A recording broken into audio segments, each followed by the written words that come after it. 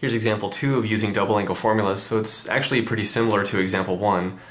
We're given some info about a trig function of an angle and a little more info about the angle itself. And we want to figure out what's the sine of 2 theta, what's the cosine of 2 theta, and what's the tangent of 2 theta. Okay? So we're given cosecant of theta is negative square root of 3, and cosine of theta is greater than 0. Alright, so if cosecant, so first what we want to do is figure out which quadrant is theta in. Okay, so here if we want to evaluate the sine of 2 theta, the cosine of 2 theta, and the tangent of 2 theta, then if we look back at our formula sheet here, which by the way, if you want a copy of this, check the video description, there's a link in there. You can click that link, get a copy of this. So we want to know the sine of 2 theta, tangent of 2 theta, and cosine of 2 theta. We have to know what's the sine of theta, what's the cosine of theta, what's the tangent of theta. Okay? All we're given is the cosecant, and right away we can get the sine from the cosecant, but we also need the cosine and possibly the tangent, depending on how we do it. So the point is, we're going to have to set up a reference triangle, because before we can proceed on any of these parts here, we have to know more about trig functions of the angle theta. So we have to set up a reference triangle, and before we can set up a reference triangle, we have to know where is theta. We have to know what quadrant is the terminal side of theta in, and so we have to know that so that we can draw the correct picture. Okay, so if cosecant is negative and cosine is positive, that's enough to tell us where theta is. Okay, so we just have to think back to where the trig functions are positive and negative. So remember, cosecant is the reciprocal of the sine function. So cosecant and sine, they're positive and negative at the same time. So if cosecant is negative root 3, then sine of theta is also a negative number. So sine of theta, we know that's negative in the third and the fourth quadrant, right? So sine of theta is negative in quadrant 3 and quadrant 4. We're also told that cosine of theta is positive, and we know cosine of theta is positive in quadrant 1 and in quadrant 4. Okay, so the only overlap here is quadrant 4. So since cosecant of theta is negative and cosine of theta is positive, the only possible quadrant we could be in is quadrant 4. Alright, so we have that right there. So let's go ahead and draw our little reference triangle picture. We'll draw it up here in the corner. Maybe we'll put it down here. We have a little more room here. So we're in quadrant 4. So x-axis, y-axis. Quadrant 4, reference triangle. Here is our angle theta. Okay, now we're told that cosecant of theta is negative root 3, so let's write this off over here. So cosecant of theta is negative root 3, but we can think of that as negative root 3 divided by 1. Okay, so why are we thinking of it like that? Well, remember, cosecant, if you're talking about a right triangle, cosecant is going to be hypotenuse over opposite. Okay, hypotenuse over opposite. So then what we can say is, okay, hypotenuse is root 3, opposite is going to be 1. So, but it's kind of weird to talk about opposites in terms of the angle theta, because theta is not really inside the triangle. But we can just think of it in terms of the reference angle. Okay, this right here is the reference angle for theta. So we can talk about opposite and adjacent and hypotenuse relative to the reference angle. Okay, so negative root 3 over 1, hypotenuse is going to be on top, opposite is on the bottom. We don't have to do it that way, but it does make things quite a bit simpler if we do. So we'll just stick to that way. Okay, so hypotenuse is root 3, and the opposite side is going to be 1. Okay, hypotenuse over opposite, root 3 over 1. But notice we do have a negative sign here. What are we going to do with the negative sign? Well, like we've been mentioning in all these other videos with reference triangles, you can just forget about the negative sign, don't put it in the picture, but then later at the end you'll have to think, okay, I'm in quadrant 4, so which trig functions are positive, which ones are negative? You're going to have to worry about that. But if we just put the minus sign in this picture, we don't have to worry. Okay, so we do have a negative sign here. Hypotenuse, that should always be positive, so we're going to put the minus sign here on the negative 1. Okay? And why is that? Well, again, hypotenuse should always be positive, no matter which way you're doing this. And if we think, okay, let's start at the origin, and we'll trace around the triangle. So start at the origin, we go to the right in the positive direction, so whatever this is, we'll call it x for now. That's going to be some positive number, because we go right in the positive x direction. But then we go down from here to here, we go down in the negative y direction, so that's why that's going to be negative 1. Okay? And then if we're tracing around the triangle, we come back on the hypotenuse, but hypotenuse is always positive no matter what. Okay, so again, start at the origin, go in the positive x direction, so when we find x, it'll be a positive number. Then since we're here, we go down in the negative y direction. Okay? So that's why we have -1 here. Okay. Anyway, now let's find x. Why do we have to find x? Well, because we need x to get the cosine, and we need the cosine to evaluate part A and part B, really. Okay. Well, technically not part B, because remember, for cosine of 2 theta, there are 3 different formulas here. We can actually get part B, because we're given the cosecant. From the cosecant, we can get the sine immediately, and we really only need the sine to get the cosine of 2 theta. But just little details there. We do need the cosine otherwise anyway, so let's just figure out what x is. So using the Pythagorean theorem, we have x squared plus -1 squared equals √3 squared. -1 squared is just 1. Zoom in on this a little bit. If you take the square root of 3 and then square it, you just get 3. Subtract 1 from both sides, so then x squared is 2. Then we take the square root of both sides, so then we get x equals plus or minus √2. But remember, x is a positive number, because here if we start at the origin, we have to go in the positive x direction. We have to go to the right in the positive x direction to get here. So x should be a positive number. So we're only going to take the positive root, so x is just the positive square root of 2. Okay?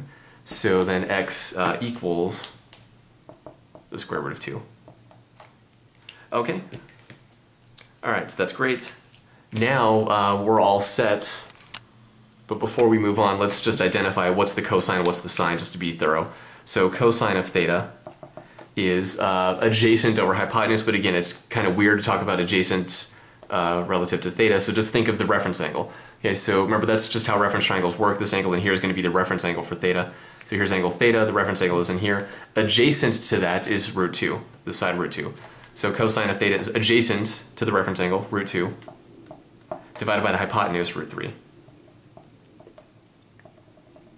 Don't rationalize the denominator here, because this is not the final answer. It's not the answer we're looking for. We're just going to use this to help us get to the final answer later on. So we don't want to rationalize just quite yet. Okay, and then sine of theta is, so if we look at the picture, we see sine is going to be opposite over hypotenuse, -1 over √3. Or we don't even need the picture. We can say, okay, well, if cosecant is -√3, then the sine is the reciprocal of that, which is -1 over √3. Okay. So then we have that either way. Okay, now we're ready to get started on this, finally. So sine of 2 theta equals 2 sine theta cosine theta. Okay, we know that from our formula sheet. Okay, and we just found out what sine of theta and cosine of theta are, so that's going to be 2 times sine of theta is -1 over √3. And then we have times the cosine of theta. Cosine of theta is √2 over √3. Okay, so then what that's going to be is, so 2, we can think of that as like 2 over 1, so really, let's show a little more detail than we did in the last video. So what we have is 2 times -1 times √2, all divided by 1 times √3 times √3. Okay, so that's kind of what we have going on here now. Let's zoom in on that. Okay, so 2, that's like 2 over 1, so the 2 is on top, that 1's on the bottom, so we have 2 times -1 times √2 on the top, and then on the bottom we just have 1 times √3 times √3. So this is going to be -2 √2, all divided by just a 3 on the bottom. Okay. So notice the denominator is already rationalized, so that's why if we rationalize the denominators here, that'd be extra work here, and probably we would have extra work here to simplify. Okay, not that that's really that big of a deal, but it's just little extra time we saved ourselves by not rationalizing the denominator too soon. Okay, anyway, so -2 √2 over 3, that's our answer. So sine of 2 theta, let's zoom out a little bit here. Sine of 2 theta is -2 √2 over 3. Okay, that's our answer for part A.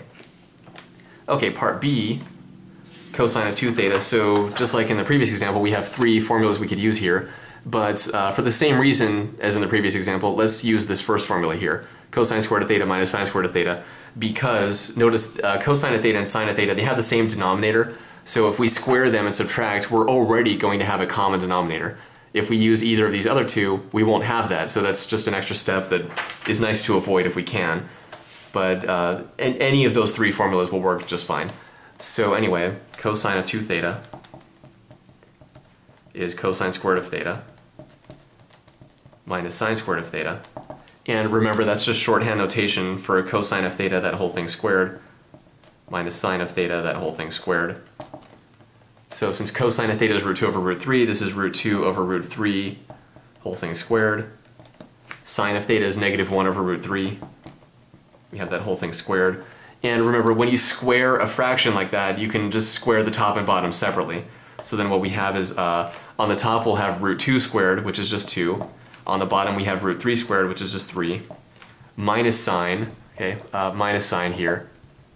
And then here we're squaring something negative, so it becomes a positive, so we don't have to worry about this minus sign in here. So then we have minus 1 squared is 1, root 3 squared is 3. Okay, so we have 2/3, and then minus this minus sign, remember, comes from this minus sign right here. But then this minus sign right here goes away from the squaring. So 2 over 3 minus 1 over 3, that's just 1/3. Okay, and that's our answer for part B, 1/3. Cosine of 2 theta is 1 over 3. Okay, now tangent of 2 theta. Just like in the previous example, we can do it two different ways. When we did example 1, we did it both ways, so now in example 2, we'll just do it the simpler way. So for tangent of 2 theta, we can use this formula, 2 tan theta over 1 minus tan squared of theta. Oops. Or we can just use the fact that tangent is sine divided by cosine. So sine of 2 theta divided by cosine of 2 theta, that's going to give us tangent of 2 theta. So let's just do it like that. Tangent of 2 theta. Whoops. What am I doing? Okay. Tangent of 2 theta equals sine of 2 theta over the cosine of 2 theta. Okay, we know what both these things are. We just found them out in part A and B. So sine of 2 theta is negative 2 root 2 over 3. So this is negative 2 root 2 over 3. And then that's going to be divided by the cosine of theta, and the cosine of 2 theta. And the cosine of 2 theta is 1/3. Okay, so we have negative 2 root 2 over 3 divided by 1/3. If you divide by 1/3, multiply by the reciprocal, then you're multiplying by 3. So negative 2 root 2 over 3, that's times the reciprocal of 1/3, so times 3. That's great, the 3's cancel, and we're just left with negative 2 root 2.